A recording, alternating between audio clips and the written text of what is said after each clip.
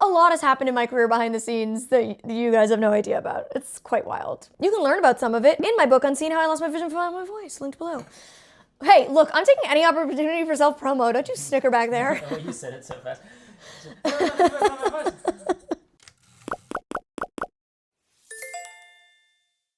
Would you believe that I have almost been on like 5 or 6 different reality TV shows over the course of the last decade of my career? Well, buckle up, friends. I have. So I'm going to spill all the tea. I'm going to tell you all the behind the scenes of reality TV. I'm excited. Let's get into it with the first time I was fully approached about doing a reality TV show. A producer who worked here in Los Angeles reached out to me around the time of my Dove commercial, which came out in 2017. I think I filmed it in 2017. I filmed it in August. I can't remember what time of year it came out. I might have filmed it August 2016 and then it came out early 2017. Either way, it's almost a decade ago. And I was not big on social media. I had around 4,000 to 5,000 subscribers on YouTube and no following on any other platform. Like I didn't even have Instagram yet. I had a Twitter, RIP, with like maybe a couple thousand followers, maybe. And that was it. So I was by no means like popping off. I was still living in my hometown, Oakville, Ontario, in the suburbs of Toronto. And listen, I've been dreaming of working in the entertainment industry since I was 5 years old. So when a big LA producer reaches out to you, it's pretty exciting. I was like, oh my God, I've just secured my first global commercial. I am having a producer reach out to have my own show. Am I making it? It was crazy. And so I jumped on a call with her, and in her initial outreach email, she told me what production company she worked for, and she told me what kinds of shows they had produced. And they had produced major, well-known household name reality TV shows. So I was like, okay, this is very much legit. So I jumped on a call with her and we just brainstorm. We just talk. Like she's like, look, I don't have like necessarily a firm idea. I just want to get to know you because I think you're really interesting. I've like stalked you on social media and I just feel like you're somebody who would make a good reality TV show. Now, I want to be clear, my aspirations of working in entertainment were never to be a reality TV star. And I am not somebody who grew up really watching reality TV. Like the reality TV I watched would have been like Extreme Home Makeover and America's Next Top Model, kind of more like gamified shows. I was never, like I don't think I have seen a singular episode of Keeping Up with the Kardashians. That kind of like follow somebody's life type of reality TV show wasn't really my thing, although I will say, I did love shows like Little People Big World, like TLC kind of reality TV shows. And I think they had done some of those like TLC shows. Anyways, all of which I find problematic now. But we start chit-chatting and we have many a call. And of course, in these calls, I mentioned that like my dream is to move to Los Angeles and be an actress and blah, blah, blah. And she comes up with this idea with her team that she kind of presents to me after a number of calls. She was like, you and your blind girlfriends move to Los Angeles together and we document you and your 2 blind girlfriends, like moving to a new city, moving to a new country, far away from your families. We were all, so I would have been like 21, 22. My other girlfriend who, like in our calls, of course, they're like, do you have any other blind friends? And I told them about these girls. And that's how this came about. So the other friend who's in my book, Unseen How I Lost My Vision but Found My Voice, this book right here.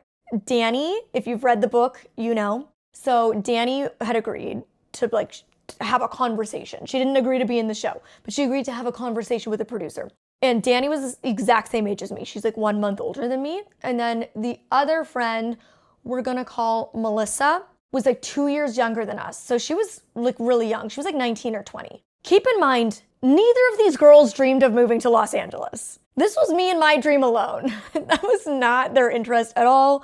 Neither of them were looking to work in the entertainment industry in any capacity. Melissa was in college. Danny was like pursuing event planning and stuff like that, or like doing like window displays in stores, like fashion merchandising. Neither of them were like wanting to work in this industry, so it's like a very funny concept. But I was like, hey friends, want to do this TV show with me? And they're like, okay. So they had their own calls with her. And anyways, we got to the point where they like recorded some of our interviews and they put together like a mock sizzle reel.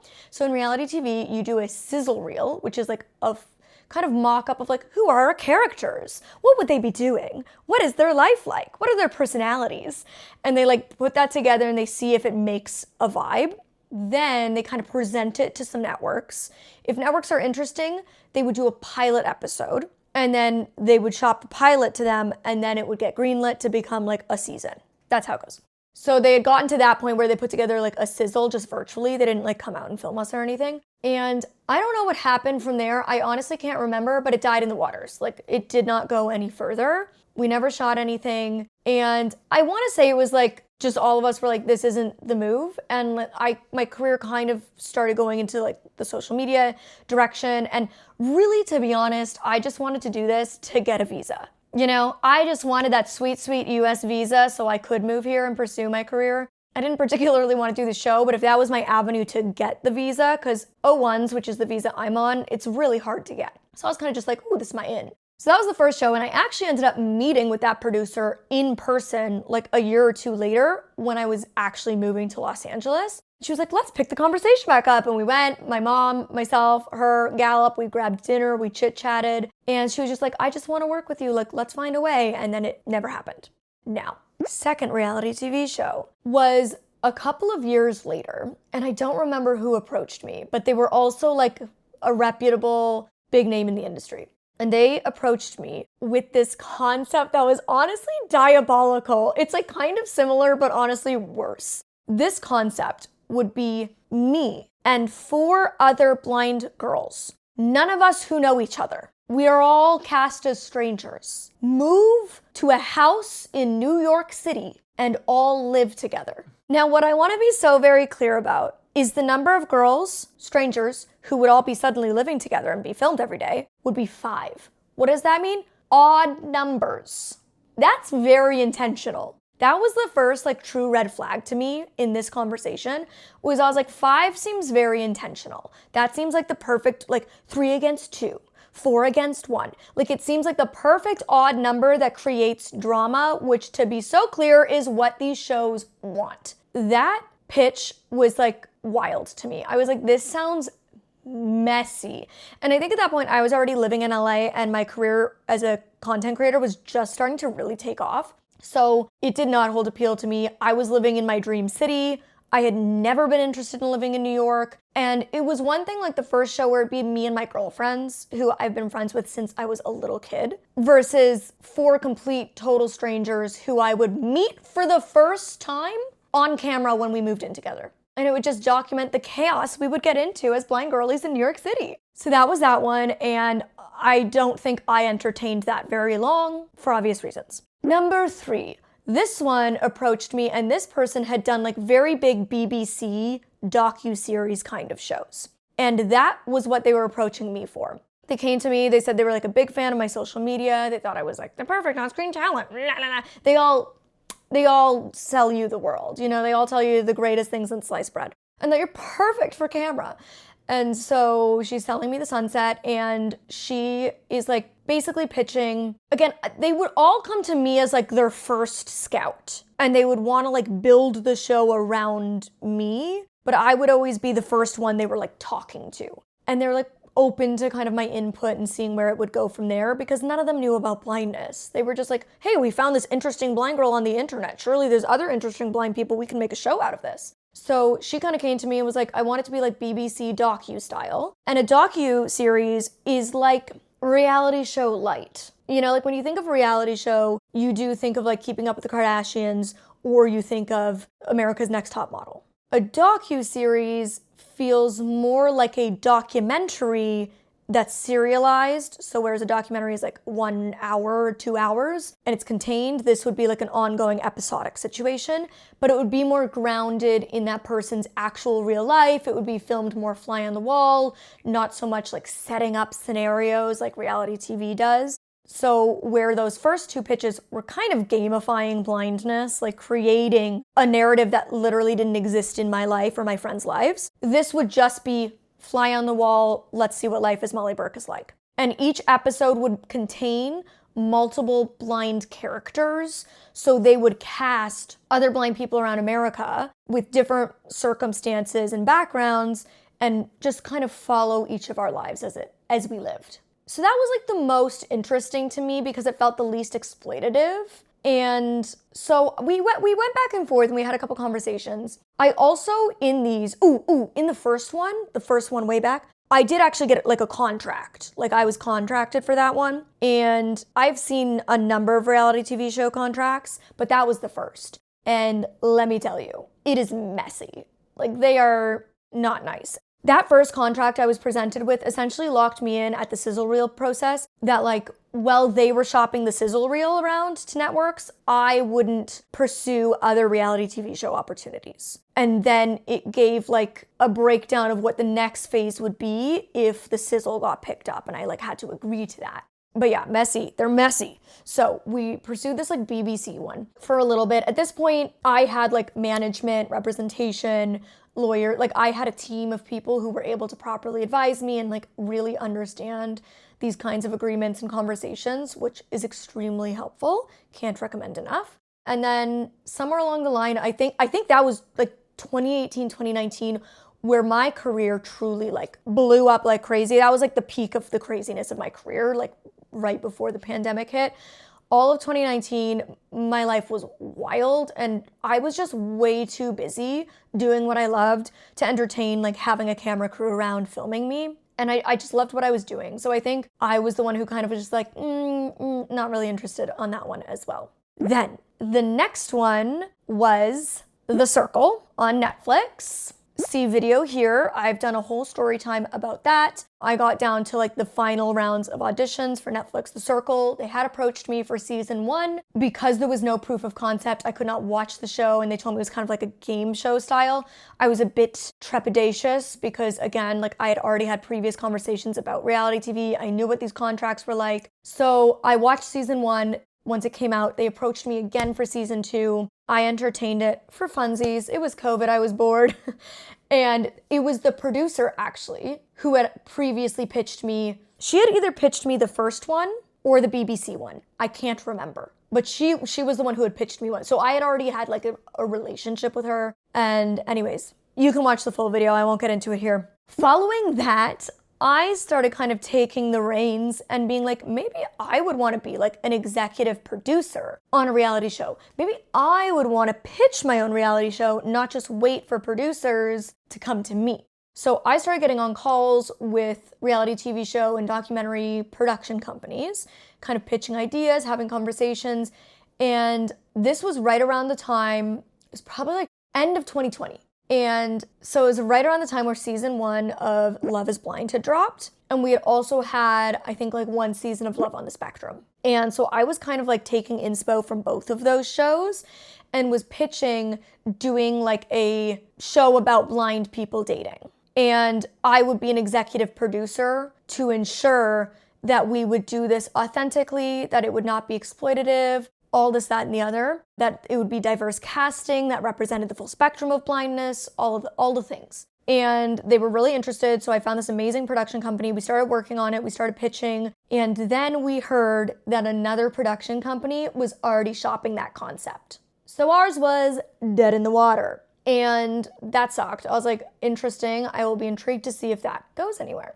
So then I kind of started twiddling my thumbs and waiting. Ooh, and in between I had a conversation with another production company. A lot has happened in my career behind the scenes that you guys have no idea about. It's quite wild. You can learn about some of it in my book, Unseen How I Lost My Vision from My Voice, linked below. Hey, look, I'm taking any opportunity for self-promo. Don't you snicker back there. Oh, you said it so fast. So I had a conversation with another production company around 2021. The Nutter Butter. Another butter. And it was, again, one of those, like, we don't have a concept. We just love you and think you're great.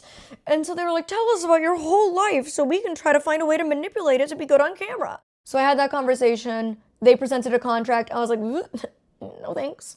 So I said no to that. And then I was twiddling my thumbs, waiting to see if this, like, dating blind people thing would come to fruition on any of the platforms. I was like, keeping an eye out like a hawk. And then 2023, a production company approaches me. I think it was late 2022, early 2023. So they approached me, and I don't know how much I can say. You sign a lot of NDAs in this industry, non-disclosure agreements, but they were greenlit to do a pilot. So the sizzle reel had already been approved. They were doing the pilot episode, and it had been picked up by a very major streaming platform who you would know. It is like one of the, top 3-4 streaming platforms that is a household name. So they had greenlit the pilot, and then if the pilot went well, we'd go into production of season 1. They were approaching me to be the dating coach. So they were not approaching me to have me be one of the cast members who they document the dating life of. They were approaching me, on Love on the Spectrum, they have the woman who has autism who works with the different autistic cast members to coach them. I would be that. But they were still filming a lot virtually. I remember they had me put a couple dates on hold to potentially come shoot me in person, but I think they just didn't have the budget. So they ended up shooting my portion virtually, which I think was a mistake. Just generally, I think shooting a pilot episode with a lot of virtual footage is not going to give the vibes you want, but this isn't here nor there. But when I filmed that pilot episode, and I was actually pretty excited to be more of a coach than a participant. That felt more like a safety zone for me. The same way I felt once I had seen The Circle, I felt that could be a safe show that I would be able to navigate well. The idea of being a coach versus having my own dating life explored publicly felt safer. So I was comfortable with that, filmed the pilot, also, had gotten the contract that I had signed that would lock me in that if this got picked up, I would do the whole first season. And the moment I filmed that, I was like, this ain't getting picked up. This is not gonna get picked up. I knew instantly. And I had known if they'd had me as a damn executive producer, it probably would have. Because the biggest issues was nobody on that crew knew anything about blindness. And I think they didn't cast appropriately. It is not to say the person they cast as the hero or the lead of episode 1 wasn't interesting. They would have made an interesting character embedded into a larger cast. They would have made an interesting character to show later in the season. They were not at all a good character for a standalone episode that's meant to sell the network on this being interesting. Because this person was newly diagnosed in very early stages of their vision loss, meaning they had the majority of their vision still remaining. I'm fairly certain they could still drive or just gave up driving. They didn't use any kind of mobility aid. They didn't use any kind of assistive technology. And for all intents and purposes, they were living as a sighted person still, and they were dating as a sighted person still. So there's not a ton of interesting storyline there that makes it interesting about blindness. If this is about blind people dating, I think for the first episode, to catch people and hook them in, we need to show a more compelling version of blindness that really sells that dating as a blind person is unique to dating as a sighted person. There is different considerations. Even for me coaching her, asking her what are you worried about? What are your none of it was related to her blindness. It was all just regular dating concerns that any person would have versus, say, for me at my level of vision loss, or even some of my friends who have more vision than me, but a lot less than her, it's concerns of safety. What if the person I swiped with online is a catfish and I arrive and I can't see that? What if, do I tell them that I have a cane before I show up? Those make it a very interesting, compelling story that is unique to watch for the audience. So to me, that's where they went wrong. They just cast the wrong person for episode 1. It didn't allow me to give very interesting advice or input as the coach. It did not allow her to explore a very interesting, unique storyline. So it didn't surprise me at all when I got 0 callback that season 1 was picked up. And I don't know if these networks would ever consider it again, but I would love to repitch that show on the back end to help with casting, directing, and producing it as somebody within the community and see what we could explore and what we could do with it. But I don't know, you have so many situations where you hear oh, we already saw a show like that and it wasn't good. And it's okay, well, this show would be totally different. Give it a chance. But it's a tough industry. It's super oversaturated. These networks are being handed a million ideas every single day to weed through. And the moment there's bad blood or a bad taste in their mouth, they're done with it and they don't pursue it. So who knows? I haven't tried, but Let me know if you would want me to try. And if I was to ever be in a reality show, what reality show would you want me to do? Dancing with the Stars. Honestly, low-key, that would be fun. I would do that. Okay, anyways. By this point, I had really gotten, like I said, the feeling of being more interested in being on the back end than on the talent side. And so then I started exploring doing, like, say, a Snapchat series. You know, like different people. Like I remember Bretman Rock. Okay, I don't know if anybody remembers this. This is a very flashback to 2022, 2023. But like Bretman Rock had a kind of documentary, docu-series reality show with his sister on Snapchat. So we started pursuing that, and I would be an executive producer. And the one that we had as our working concept was called Going In Blind. And it would be documenting me exploring different like cultural moments and exploring different topics from the lens and the perspective of a blind person.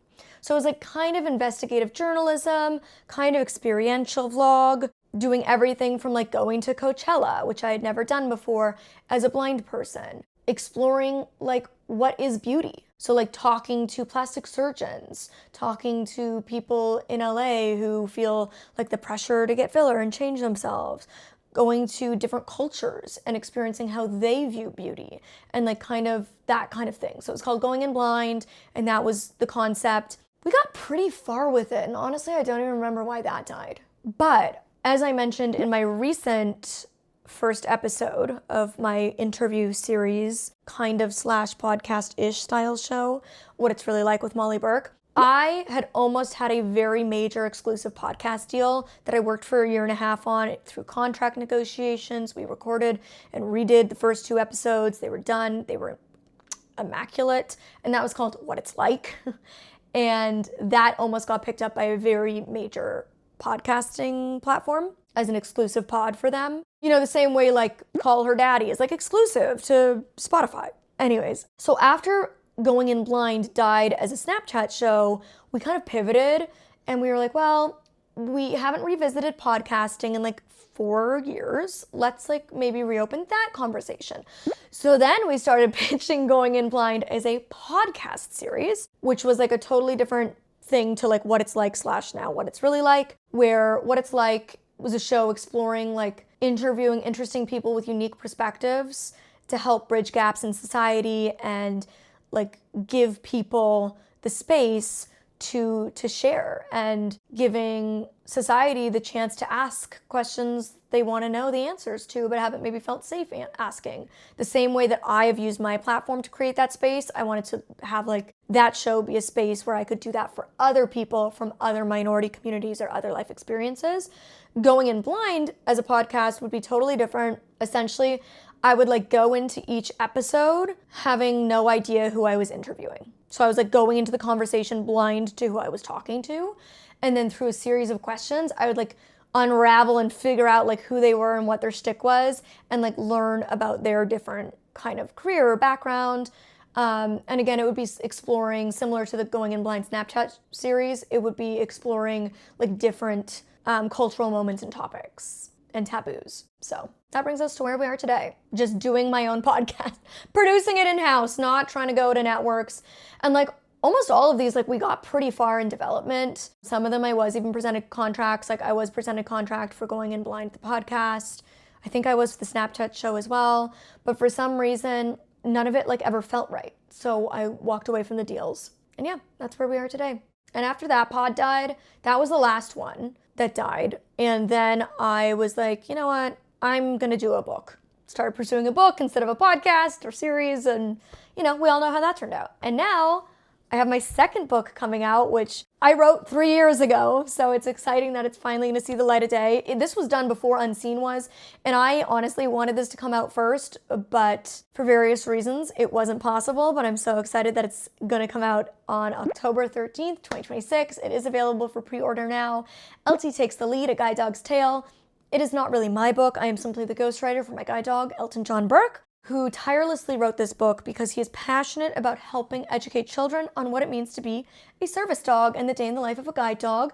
And at the back of the book, it has helpful tips and tricks for parents on how they can speak to their children and educate their kids in a comfortable way about the do's and don'ts around service dogs. And it would just mean the world to me if you would support and purchase the book. Every single purchase moves the needle. You know, I'm so passionate about using entertainment as a vehicle to educate, and especially children's media has been a massive passion of mine. My goal is to serialize LT Takes the Lead. I already have the second book written, and my publisher loves it, but they won't pick it up unless they see LT Takes the Lead sells well, which I completely understand. As you can see, in the entertainment industry, in every vertical of entertainment, there is so much that happens before you ever see anything. And there's so much that dies before it'll ever see the light of day. And keep in mind, none of what I share today is any of the scripted stuff I was almost in. Like, there is so much scripted stuff I was also almost in that I didn't get. So truly, like, I would love to see LT Takes the Lead go further, but it can only happen if the industry sees there's demand for it and there's interest in these kinds of stories. And beyond just me getting a future book deal for LT to do more children's media, this is also about other minorities, particularly other disabled authors, getting opportunities, because I know that in pitching my books, I had experiences being told from major top 5 publishers, oh, we worked with a disabled author and they were really difficult, so it's really turned us away from wanting to work with disabled authors. That's incredibly frustrating. So the success of one disabled author does lead to opportunity and success for other disabled authors in the future. So please support my books, support other disabled creators and authors. It really moves the needle forward. So thank you so much. All the links below, and I will see you next time. Until then, you can click over here to watch the first episode of What It's Really Like, where I interviewed the incredible disability advocate Cassidy Huff, or you can click over here to hear the story time about how I met my boyfriend. You're finally getting all the juice. Okay, bye.